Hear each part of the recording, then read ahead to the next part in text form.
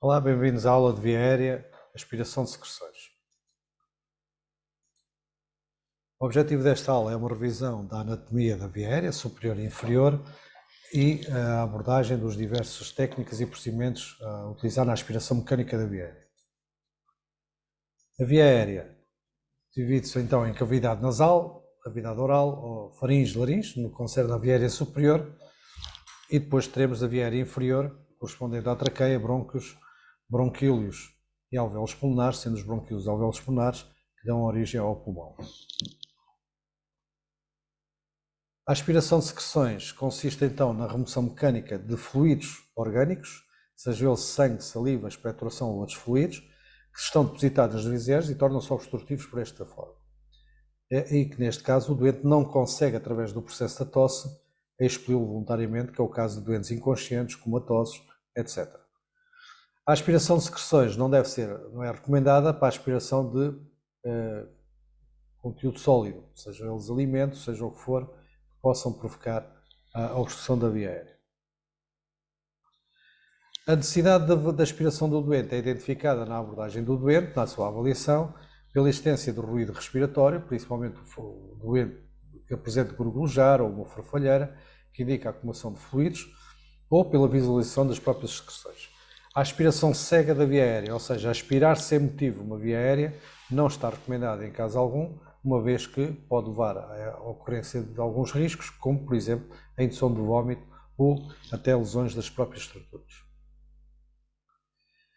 A aspiração então da via aérea pode ser feita por via nasal, via oral, via estoma, que é o doente estomatizado ou traqueotomizado, ou via tuboendotraqueal, que é o caso dos doentes que têm isolamento da via aérea.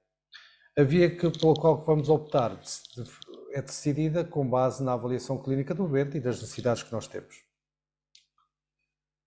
Os dispositivos a usar na aspiração das vias começa-se pelo aspirador de secreções, que pode ser mecânico ou elétrico, portanto, ou seja, pode ser acionado por uma bomba elétrica que faz o vácuo ou fazendo o vácuo mecanicamente através de uma forma manual do próprio aspirador.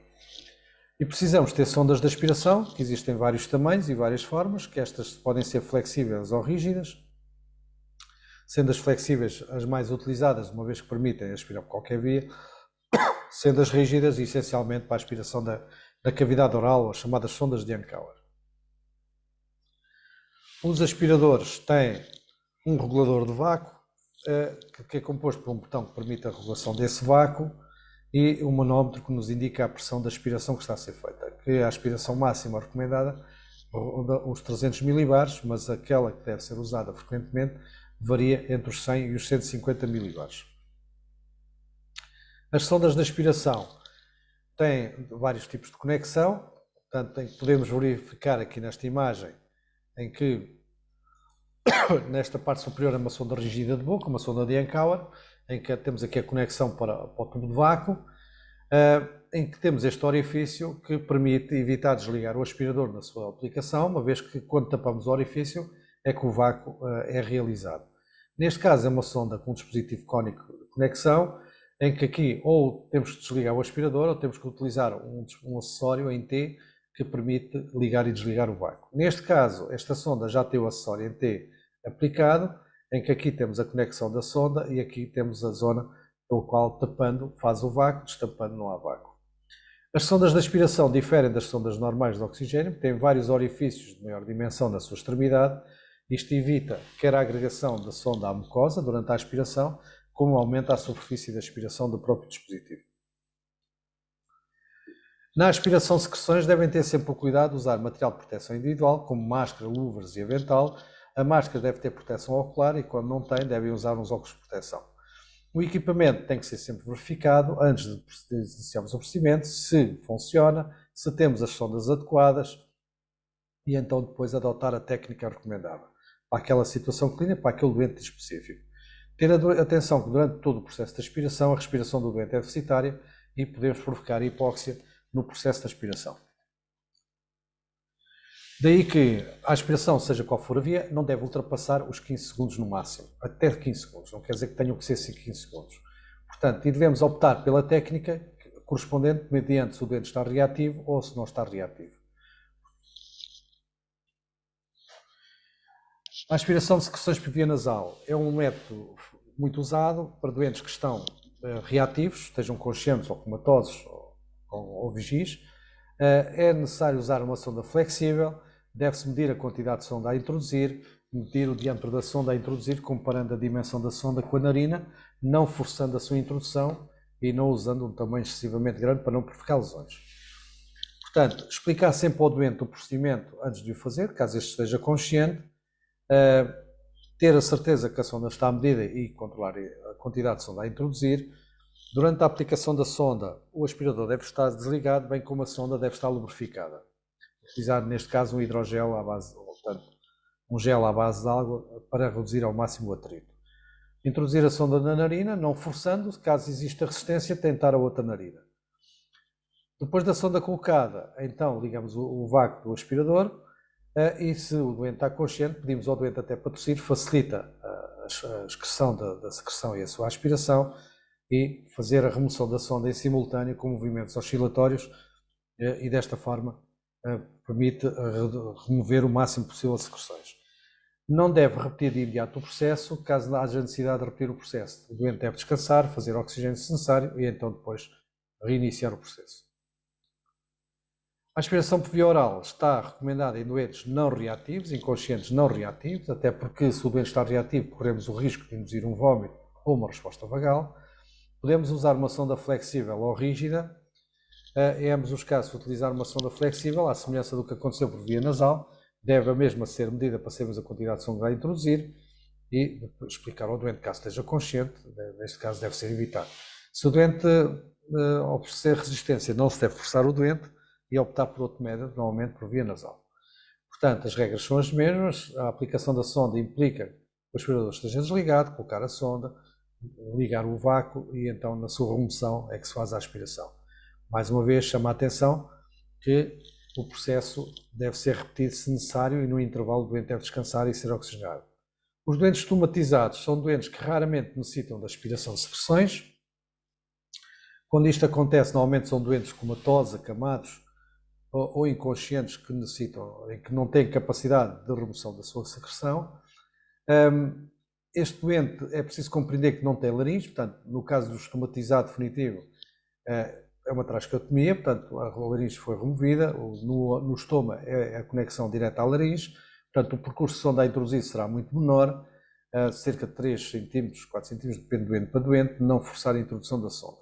A acumulação de secreções nestes doentes acontece normalmente pela desidratação do próprio muco, uma vez que o ar, ao não passar pela via aérea superior, não é filtrado, não é umedecido, e a secreção, o ar é mais seco, daí que facilita também a existência deste tipo de obstrução. Estes doentes, na aspiração, têm um grande desconforto, mais desconforto que os anteriores, muitas vezes referem a sensação durante a aspiração que estamos a aspirar os pulmões, daí que chama a atenção que não se deve demorar mais que 10, 15 segundos durante a aspiração, quer nestes, quer nos doentes anteriores. Caso o doente apresente cânula, que normalmente a cânula ajuda a proteger o estômago. Esta cânula é dupla, normalmente tem uma cânula exterior que está colocada no orifício, tem uma cânula interior dentro da própria cânula, devemos remover a cânula interior e proceder à aspiração de secreções. Nestes casos, a pressão de aspiração não deve ultrapassar os 150 ml de coluna de mercúrio nos adultos e não ultrapassar os 100 ml de coluna de mercúrio nas crianças. Portanto, não forçar para não provocar lesões da mucosa. Portanto, não esquecer, aplicar a sonda, ligar o vácuo, proceder à aspiração com movimentos oscilatórios, não demorar mais então que os 10 a 15 segundos. Se for necessário repetir o processo, o doente deve descansar, ser oxigenado e então voltar a repetir este processo. Lembrar, recordar que esta aspiração é um processo traumático, pode, se não houver cuidado, provocar lesões da própria via aérea, portanto, as regras devem ser cumpridas. No doente entubado, aqui neste caso vamos aspirar a via aérea inferior, portanto o doente entubado é um doente que está inconsciente pela sua situação clínica ou foi sedado para o efeito.